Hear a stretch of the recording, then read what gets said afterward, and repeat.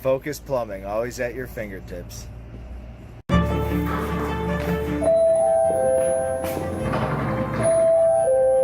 It's Trigon time.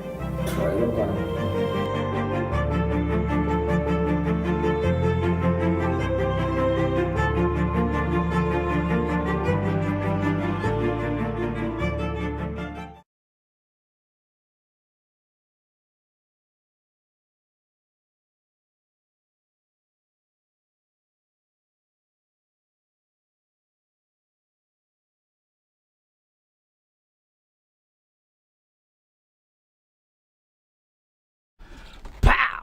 Danny Vegas time. Danny Vegas World. Barbara, you're laughing. Yes, I'm always laughing. All right, you can put your elbows on the table here at this house there.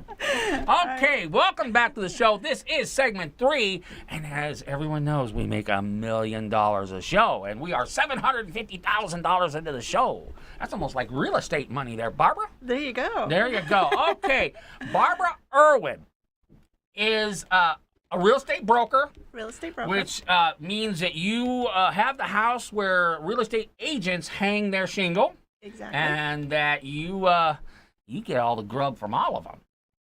Actually, I'm 100% office, so if somebody came to work for me, I only charge them a transaction fee. Oh, I guess that's good for them. Yeah, very That's good for them. Okay, well, Barbara, you know what's kind of interesting? I've been doing this show forever, and I've never had a real estate agent or a broker on my show. Never?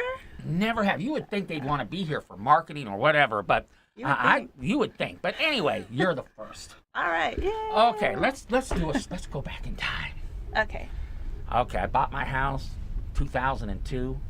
Oh, okay. I was a smart guy. Boy, my house went from, 200,000 to 500,000. I was the smartest guy. Barely got out of high school, and look at me.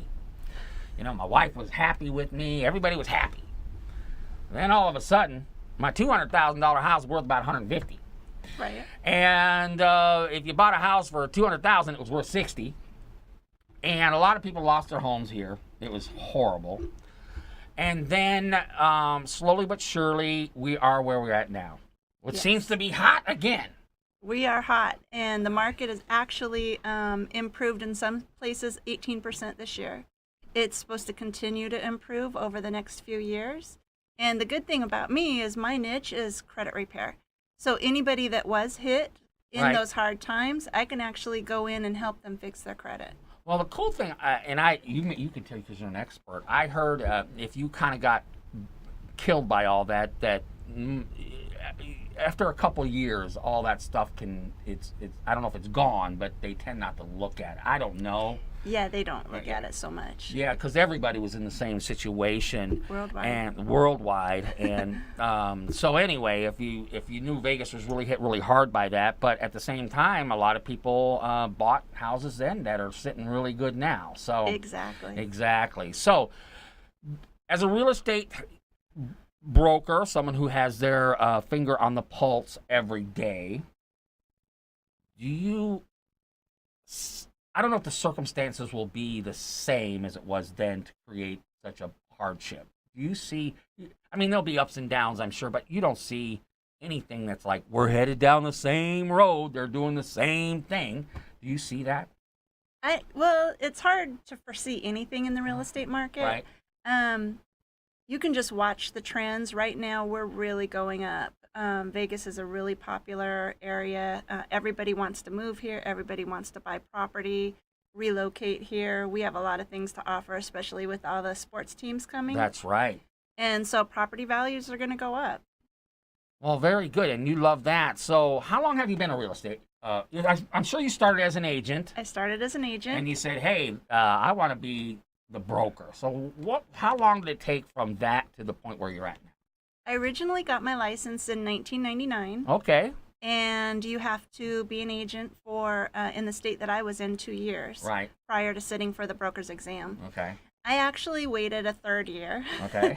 Because I actually tested out all the name brands. So I went to Coldwell Banker, went to Keller Williams, went to Windermere. All right. Wanted to see how they all operated so that I would know how to handle my business. And so once I did that, then I went and sat for the test and passed it. And here I am. You are. Very cool. Yeah. So What do you love? Somehow you got here to Vegas. What do you love about this city as far as, hey, this is why you buy real estate here? Vegas is a huge city, although it's a small town. Right. It is very unique. There's always something to do. Every single night of the week, it doesn't matter. People are really easy to get to know here. It's really easy to make friends, to, just speak to people. Everybody's from somewhere else. So Right. It's really interesting. Yeah, it is very interesting, and the small town aspect. I know there's 2 million people here, but it seems like you're only 1 or 2 degrees of separation from anybody. Somebody knows somebody that knows you. Exactly. And it's just amazing, especially if you go on Facebook, you click and you find all the mutual friends that you have together. You click on that and like, oh, well, gee whiz, I just talked to her yesterday. So It is a Exactly. very small town, but it's a world-class city. So it's very cool. So, okay, what would you say if I were to ask you if you are a buyer now? Okay, the fire sales are over. No more walking in and saying, I'm going to buy this house on my credit card. Right. All that's over, okay. What do you tell a buyer now? Well, the first thing to do, because the market did go down, we always want to run their credit first. Okay, So they want to speak to one of my loan officers, okay, get pre-approved. Once they're pre-approved, then we can start looking. But the biggest thing now is people think that the loan situation is the same as it was when they first bought their past house. okay. And it's totally different. Yeah, you got to have more than just a 700 credit score to get a loan.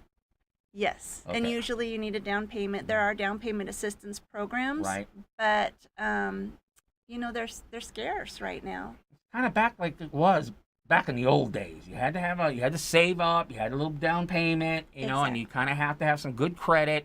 And that's where I guess if we were debating what happened before, they kind of got a little loose with the lending. Yes. And I always said it wasn't the fact that people couldn't afford the houses they're in, they just couldn't afford the adjustments in the interest rate that drove the mortgage up. Exactly. They just would have left things where it was, everybody would have been fine. But you know what? We could probably sit over about 10 martinis over that. So, Right.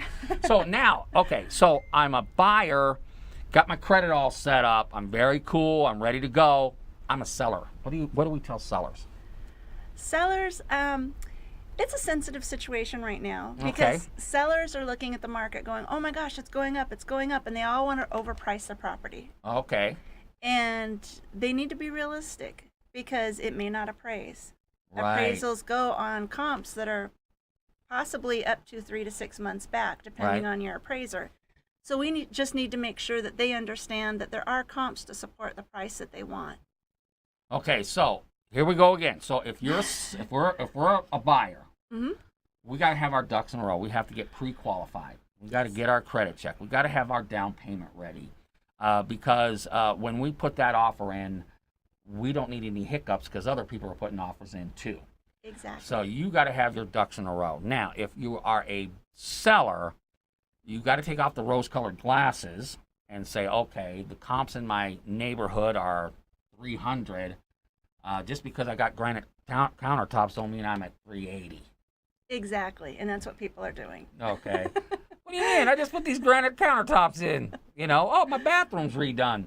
And that all counts. I mean, that all Exactly. counts. Now, because it's kind of an interesting situation at my place. I kind of have what my wife calls the last fixer-upper in the neighborhood. Oh, there you go. Yeah, I got the last one. I keep saying, well, yeah, that's why everybody's calling us to buy our house, because we're probably the one that they can afford. We're not selling our house. Thank you very much. Stop the emails. Okay, thank you. I know. No, I just figure I'll never find a house as cheap as what I bought that one. I'll never find that deal again. So I want my kids to stay in the same house their whole life. Right. Until That's they really leave. cool. That's kind of like what was when I was a kid. So Mm-hmm. I'm kind of a little bit old school.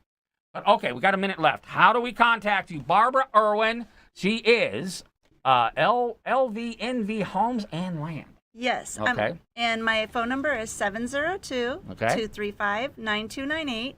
You can also reach me at Real Estate Group NV, as in Nevada, at gmail.com.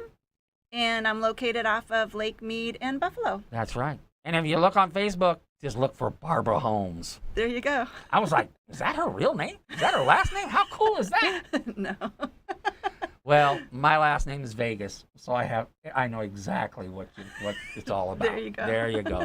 Okay, so if you're looking to buy, you're looking to sell, you're looking for a winner, you're looking for someone who's going to work for you, Barbara Irwin is here for you. And thank you very much, Barbara. And we're going to be getting you installed in some proximity beacons, so that we're going to be talking about that. I wish we had more time. We'd be talking about that.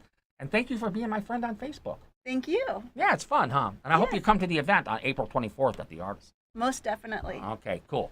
We'll be back for segment 4 with Alexis Brown of Alexis Brown Law right after this.